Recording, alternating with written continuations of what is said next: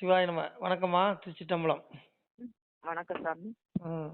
அதாவது ம். நீங்க நினைக்கிற மாதிரி அண்ணாமலை ஒரு ம். சாதாரண மனுஷ ரூபம் எடுத்து வந்த பிள்ளை கிடையாது சாமி. சரிம்மா. ம். அவரு உடம்புல ம். அத்தனை சக்கரங்கள் பதிஞ்சு இருக்கு. ம். ம். ம். ம். அத்தனை சக்கரங்கள் 1, 2 இல்ல சாமி. ம். ம். சாதாரணமா ம். இறைநிலைய நான் அடையணும்னு போறவங்களுக்கு கூட நீங்க ரொம்ப ம். அதிகபட்சம் 7 சக்கரம் தான். ம். ம். ம். அவ்வளவுதான். ஆனா அண்ணாமலை உடல்ல இருக்கிற சக்கரத்துக்கு எண்ணிக்கைக்கு கணக்கே கிடையாது. ம். ம். ம்.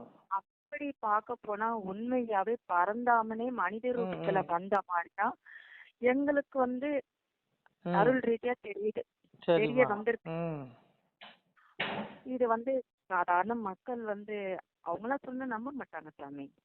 அதாம்மா உண்மை. நீங்க ஏன்னா பாருங்களேன். நீங்க நீ அண்ணாமலை கையால ம். நீங்க ஏதோ ஒரு சின்னதா ஒரு பொருள் வாங்கி பாருங்களேன். ம். ம். அதுக்கப்புறம் உங்களுக்கு என்ன மாற்றம் வருதுன்னு பாருங்க. ம். ம். ம். ம். ம். இது நம்ம சும்மா ஆஹ் விளையாட்டுக்கு சொல்றது கிடையாது. இது ம். ம். உண்மையான ம். சத்தியமான ஒரு வார்த்தை. சரிம்மா. ம். சரிங்களா? ம். அதே மாதிரி கெடுவான் கேடு நினைப்பான். ம். ம். நீங்க ம். பாருங்க, அண்ணாமலை பாக்குற பார்வையில ஒரு பாசம் இருக்கு, கருணை இருக்கு. ம். அந்த கருணை, அந்த தயவு குணம் இருக்கிறவங்களுக்கு மட்டும்தான் கடவுளோட ம். ஆசீர்வாதம் இருக்கும். அதாம்மா. ம். சரிங்களா? ம். கொடிய எண்ணங்களும், கொடிய சொற்களும், கொடிய ம். மனநிலையிலும் இருக்கிறவங்களுக்கு ம். எப்படி பார்த்தாலும் ம். அவங்களுடைய யோசனைகளும், அவங்களுடைய சொற்களும் பிறரை மனசை பாதிக்கிற மாதிரி இருக்கும். நீங்க நயினார் நாகேந்திரன் சொன்ன மாதிரி இருக்கு. அவர் தான் இப்போ அண்ணாமலைக்கு மோடி ஆசி இல்ல, அப்புறம் அமித்ஷா ஆசி இல்ல, யாரும் போவாதீங்க அண்ணாமலை பின்னாடி. நீ சொன்னா அண்ணாமலை பின்னாடி போகாம அது நின்றுவாங்களா என்ன? பொறாமை பாருங்க அவருக்கு. பொறாமை. பொறாமன்னா ஏற்கனவே 10 பேர் அதாவது அண்ணாமலை வரைக்கும் முன்னாடி பிஜேபியில் ஆட்கள் குறைவு. 10 பேர் தான் இருந்து பாரத் மாதா ஜெயின்னு கொடியை பிடிப்போம். நாலாம் இருந்து உருண்டு நாங்களாம் வந்து ஆளுக தானே. இன்னைக்கு நாங்கள் அண்ணாமலை பின்னாடி நிற்கிறோன்னா என்ன காரணம்? அண்ணாமலையின் நேர்மை, துணிவு, பணிவு, எளிமை, கருணை இதுக்காக இருக்கிறோம். ஆனா இந்த கும்பல் எல்லாம் என்ன தெரியுமா? இவனுக்கெல்லாம் பதவிக்காக பிஜேபியில் வந்து ஒட்டின கும்பல். நாளைக்கே இவனுக்கு தலைவர் பதவியெல்லாம் புனிக்கிட்டா அந்த கும்பல் அவ்வளோ போய் திமுக போய் சேர்ந்துருவான். இன்னைக்கு மோடி வாழ்கன்னு சொல்ற இதே நாக்கு மோடி ஒழிகம்பா. இவனுக்கு என்னமோ பெரிய யோக்கிய சிகாமணி மாதிரி நயினாரை வந்து இன்னைக்கு குறை சொல்லிட்டு இருக்கானுங்க. இன்னும் கொஞ்ச நாள் என்ன சொல்லுவானுங்க? நயினார் என்ன சொல்லுவான்? நயினார் வந்து திமுக கிட்ட காசு வாங்கிட்டு அருமா பாருங்க. இப்ப ஏற்கனவே சொல்ல ஆரம்பிச்சானுங்க இந்த புல்லுரிகள் கருப்பாடுகள்லாம். இன்னைக்கு கும்பல் சொல்லி நீ என்ன பண்ணுவான்? அண்ணாமலை பேரை கெடுக்கிறதுக்கு எவ்வளவு முயற்சி பண்ணணுமோ பண்ணுவான். ஆனா இவனுங்க என்னதான் சேத்தவாரி இறைச்சாலும் அண்ணாமலை வந்து ஜோதி. அவர் வந்து மாசற்ற ஜோதி மாதிரி. அந்த ஜோதியில மாசு கிடையாது, இறை அவதாரம். ஏன்னா இவனுக்கு என்னதான் சேத்தவாரி இறைச்சாலும் அவருடைய வளர்ச்சியை இவனுங்களால அடக்க முடியாது. ஏன்னா எவ்வளவு முயற்சி பண்ணி பார்த்தானுங்க. அண்ணாமலை துரத்துறதுக்கு எவ்வளவு பிளான் பண்ணானுங்க. எல்லாம் அந்த ஒண்ணு மட்டும் சொல்லிக்கிறேம்மா. இல்லாத பொய்யெல்லாம் இனிமே பாருங்களேன், இல்லாத பொய்யெல்லாம் சொல்லி வதந்தி பரப்புவானுங்க. ஆனா எதுக்குமே அவரை ஒண்ணும் பண்ண முடியாது. ஏன்னா பகவானே சொல்றான், எம்பெருமான் சொல்றான், இந்த கலியுகத்துல இறைவன் எப்படி வருவான்னா சாமி சொல்றான். என்ன சொல்றான்? முறை தப்பி ஆண்ட முகடன் வெறுநீசன் குறைநோவு கொண்டு கூடி இறப்பான் உன் காலம். அதிலே சில பேர் அரசு பதவி உனக்கு எனக்கெனவே விதியை அறியாமல் வெட்டி கொண்டே வாழ்வான் அப்படின்னு அந்த நேரத்துல சாமி எப்படி வருவாராம்? நாட்டில் ஒரு அனுமன் நல்லவனை நாணை எச்சி கோட்டீசை என்றுரைப்பேன் கோமகனே உண்காலம். அப்ப பகவான் என்ன பண்ணுவானா? பகவான் எம்பெருமா அவனுடைய தூதுனாகிய அனுமனை சீர்படுத்துறதுக்கு இந்த உலகத்துல அனுப்புவானா. அதாவது முறை தப்பி ஆண்ட முகடன் ஒரு நீசன்னா இந்த ஆட்சியாளர்கள் முறை தப்பி நீதி இல்லாது ஊழல் லஞ்சம் லாவணியம் தலைவிரிச்சு இந்த மாதிரி புத்தலாட்டம் பண்ணி ஆட்சி பண்ணுவானுங்க. பண்ணிட்டு இருக்கும்போதே நிறைய பேர் செத்து போயிடுவான். அவனுக்கு செத்ததுக்கு அப்புறம் இந்த கும்பல்லாம் ஒவ்வொருத்தரும் மாறி மாறி ஆழ்வானுங்களாம். இன்னைக்கு நடக்கா இல்லையா? இவன் இடத்த அவன் புல் பண்றேங்க, இவன் அவன் இடத்த நான் நிரப்புறேங்க சொல்றானுங்களா இல்லையா? இந்த மாதிரி இந்த கும்பல்கள் இந்த மாதிரி நடக்கிற நேரத்துல என்னுடைய தூதனாகிய அனுமனை நான் அனுப்புவேன். பெருமாள் எம்பெருமான் நாராயணன் சொல்றான், என்னுடைய தூதனாகிய அனுமனை நான் அது சொல்றான். முறை தப்பி ஆண்ட முகடன் வெறுநீசன் குறைநோடு கூடி இறப்பான், செத்து போவான். அந்த நேரத்துல இன்னொரு பதவி எனக்கு உனக்கு அடிச்சுக்குவான். அப்ப யார் அனுப்புறான்? நாட்டில் ஒரு அனுமன் நல்லவனை நாணை எச்சி கோட்டீசை என்றுரைப்பேன் கோமகனை உன்களை என் தூதனாகிய அனுமனை அனுப்புவேன். அவன் போய் இந்த கலியுகத்துல சீர்படுத்துவான். அதன் பிறகு தர்மயுகம் வரும். அப்பொழுது நானே சிங்காசனத்துல உட்கார்ந்து ஆட்சி செய்வேன். சாமி சொல்றான், ஆதியாம் வைந்தராசர் அருள் செங்கோல் ஏந்தி தர்ம சோதியின் ஒளி போல் ரத்தினம் துளங்கிய முடியும் சூடி நீதி போல் தர்மனியாய நெறி புரிந்து அரசே ஆள சாதியாம் உயர்ந்த சான்றோர் தன்னையே வருத்தி சொல்வார். தர்மயுகத்துல யாரை ஆள வைப்பாரா சாமி? செங்கோலை கையில கொடுத்து ரத்தினம் துலங்கிய முடியும் சூடி சிங்காசனத்துல 32 அரங்கள் பொதிந்த சிங்காசனத்துல சாதுக்களாகிய அண்ணாமலை போன்ற நேர்மையானவர்களை இறைவன் அரசாள வைப்பானா. இறைவன் பெருமாள் சொல்றான். இப்ப அண்ணாமலை யாருங்கிறீங்க? அண்ணாமலை வந்து அனுமன். அவன் மனுஷன் கிடையாது, கடவுள். இறைவனுடைய தூதன் வந்துருக்கான். சரிங்களா? சீர்படுத்துறதுக்கு வந்திருக்கான். புரியுதா உங்களுக்கு? இவனுங்களுக்கு அதனாலதான் இப்ப அதனாலதான் அண்ணாமலை பார்த்த உடனே எல்லாருக்குமே அவனே பயத்தினால பயப்படுறாமா? அண்ணாமலை ஒண்ணு வேண்டாமா? அனுமனுடைய சக்தி தப்பு எப்படி? பண்ணாங்க, அனுமனை ஊழல் பார்த்தா பயம் பண்ணாங்க, வருமா வராதா? ஒண்ணு இல்ல, ஊழல் பண்ணாங்க. கண்டிப்பா அண்ணாமலை பார்த்து பயப்படத்தான் செய்வாங்க. அவளும் பயப்படுறான். அப்ப யாரு வந்திருக்கிறது? இறைவன், மனுஷன் கிடையாது. ஏன்னா பகவான் தெளிவா சொல்றான். இறைவன் கலியுகத்துல எப்படி வருவான்? சாமி சொல்றான், யதாயதகி தர்மஸ்யா கிளநீர் பவதி பாரதா வித்தானமா தர்மஸ்யா ததாத்மான சுஜாமிகம் பரித்ராணய சாதுனா விநாசாய சதுஸ்கிருதாம் தர்ம சம்ஸ்தாபனாத்தாயா சம்பாவி யுகே அஜோஸ்பி சன்னவியாத்மா பூதானாம் ஈஸ்வரஸ்வீம் பிரகிருதிம் சுவாமதிஷாய சம்பாவி ஆத்மாயா. ஒரே வாரத்துல முடிச்சிட்டான். சாமி சொல்றான், என்ன சொல்றான்?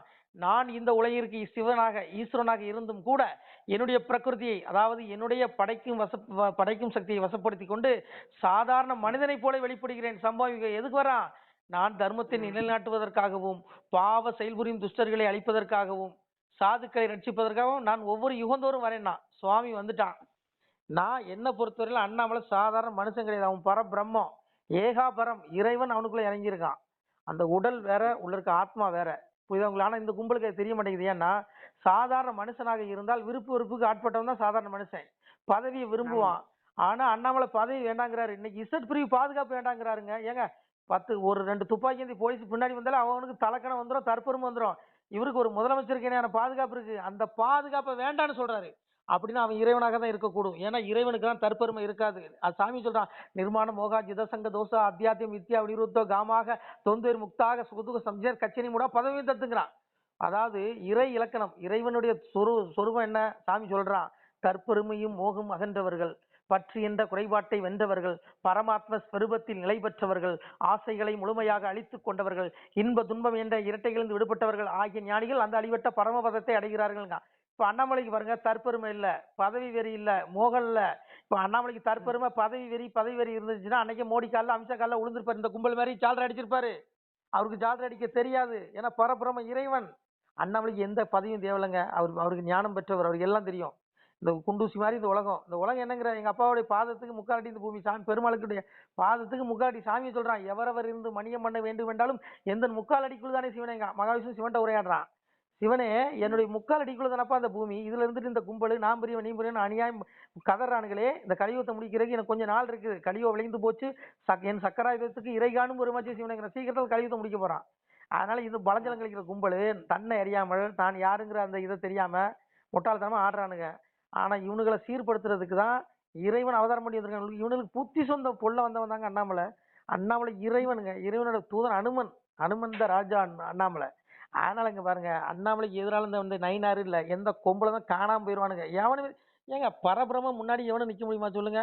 சுவாமியே சொல்றான், இறப்ப வடிவாய் இருந்து கலிதனையும் பரபிரம்மமாய் நின்று பக்தி சோதித்தேனாம் எங்கும் இருந்து எரிப்போம் கலிதனையும் சங்கில் இறந்து தான் வளர்ப்பேன் நண்பரேங்க. சாதுக்களாகி என் பிள்ளைகளை நான் காப்பாற்றுவேன், ரசிப்பேன், அவனுக்கு மோட்சம் கொடுப்பேன் இறப்புக்கு அப்புறம். ஆனா அந்த கலிநீச பாவிகளை இறப்புக்கு அப்புறம் நரகத்தில் தள்ளுறேன்னு சாமி சொல்றான். பரபிரம்மம் இருந்து களி அளிக்கிறேங்கிறான்.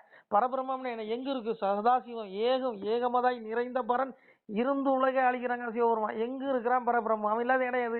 இவனுக்கு பண்ற தப்பு பரபிரமத்துக்கு மறைவா இருக்கா? கிடையாது. ரஜசி பிள்ளையும் கத்துவ ஜாயுதே சதா பிள்ளைன்னு தமசி முடி ஜாயுதேங்கிறான். 84 லட்சம் பிறவியீடு கொடுப்பான் இந்த புறம்போக்குகளுக்கு, இந்த ஊழல்வாதிகளுக்கு.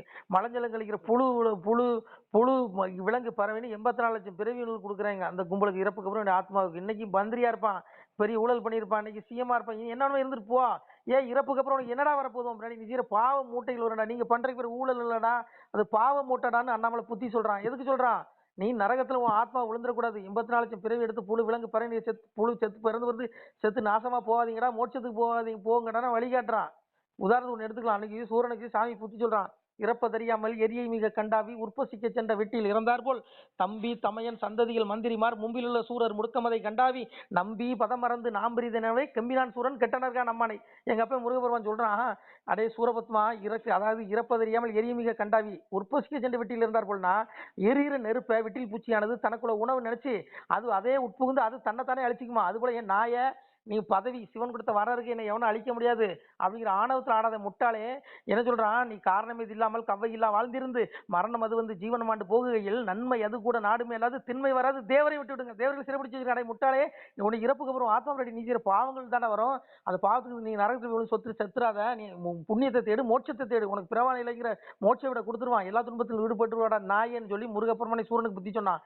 அதே மாதிரி இந்த ஊழல்வாதி புறம்போக்குகளுக்கு எங்க அண்ணாமலை ரூபத்துல இறைவன் வந்து புத்தி சொல்லிட்டு இருக்கான். முட்டாள்களேன்னு பட்டியல் வெளியிடுறான். அந்த முட்டாள்கள் திருந்தினானுங்கன்னா பொழைச்சான். 70 வயசு 80 வயசு போச்சு, ஆகி போச்சு உனக்கு, இன்னும் 10 வருஷம் கூட உயிரோட இருக்க முடியாது, இயற்கை செத்து போறான். அடே முட்டாள்களே, உங்களோட ஆத்மா புழு கொஞ்சம்டா, உங்களுடைய ஆத்மாவுக்கு 84 லட்சம் பிறவி கொடுப்பாடா, நான் கோரமான நரகத்தில் தள்ளுவாண்டா இறைவன் புத்தி சொல்றான்.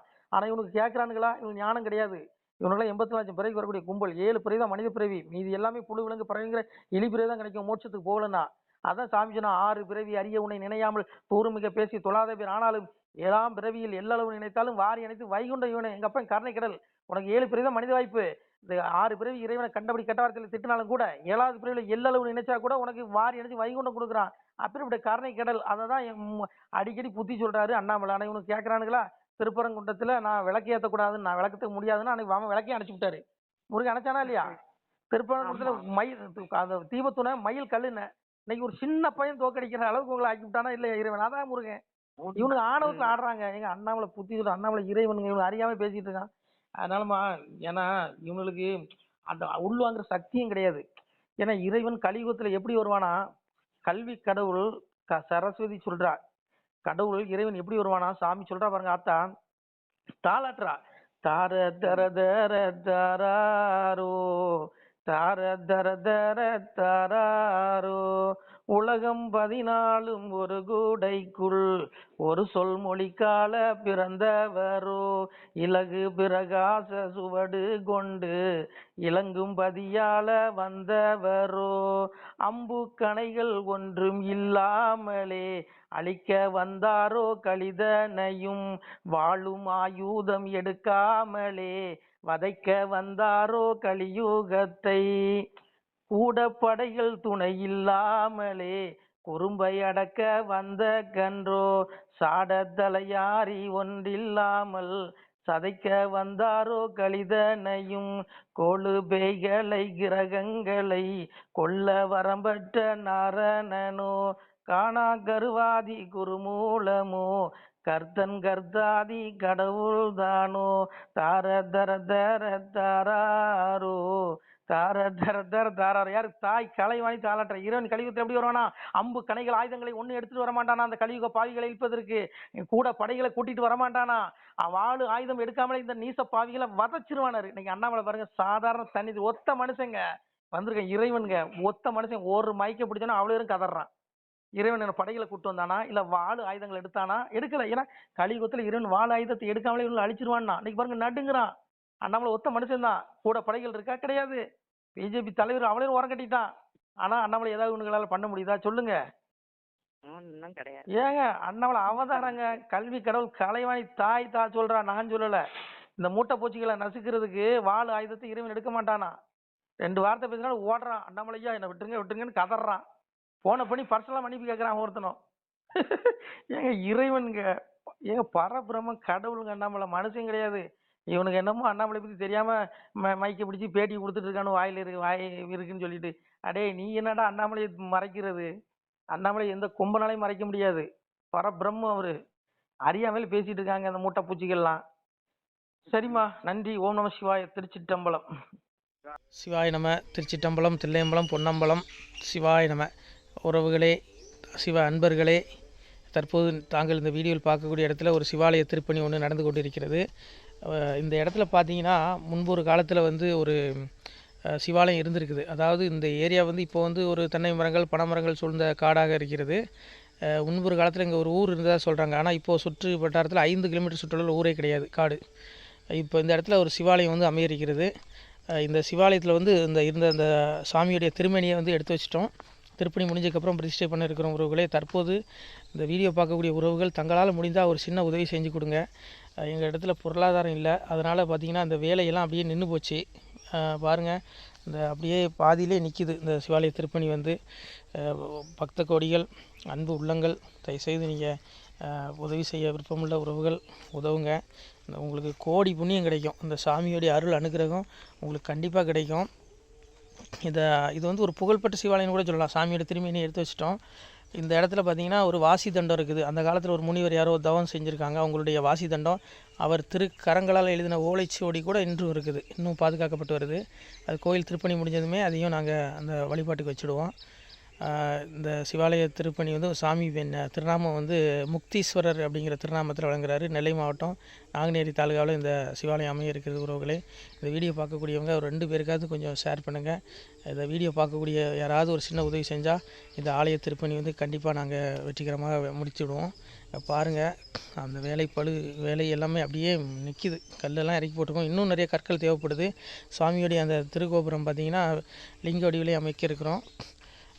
உதவுங்கள் உறவுகளே. உங்களுக்கு அப்பா சிவபெருமானுடைய அருள் நிச்சயம் கிடைக்கும். எம்பெருமான் சொல்வான், வாழுவீர் தாழ்வில்லாமல் மக்களும் கிளைகள் கொஞ்சி நாளுமே மகிழ்ச்சியை கூர்ந்து நலமுடன் வாழும்போது நீளுமே எனது செங்கோல் நீதியும் நெறிபோல் வந்து ஆளுமே உங்கள் தன்னை அன்புடன் அலையாவண்ணம். உங்களை எம்பெருமானுடைய அப்பாவுடைய திருவாசகத்தாலேயே வாழ்த்துறோம் உறவுகளே. ஆணுடன் பெண்ணும் பெற்று அதிகமாய் செல்வமாகி தானுடன் நினைவுமுற்று தர்மமும் நெறியும் கற்று வேணும் நீள் காலமெல்லாம் வெள்ளியர் உடனே வாழ்ந்து போனுதல் கமலநாதன் பொற்பதம் பெற்று வாழ்வீர். அந்த ஈசனுடைய பொற்பதம் நிச்சயம் கிடைக்கும். உங்களுக்கு இகத்திலும் சுகம், பரத்திலும் சுகம். உங்களுடைய கர்ம வினைகள் மன்னிக்கப்பட்டு உங்களுக்கு நிச்சயம் மோட்ச வீடு கிடைக்கும். இகத்தில் அப்பூரண ஆயுளுடன் நோய் நொடி இல்லாமல் வாழ்ந்து நீங்கள் பரவாழ்வும் பெறுவீர்கள் உறவுகளே.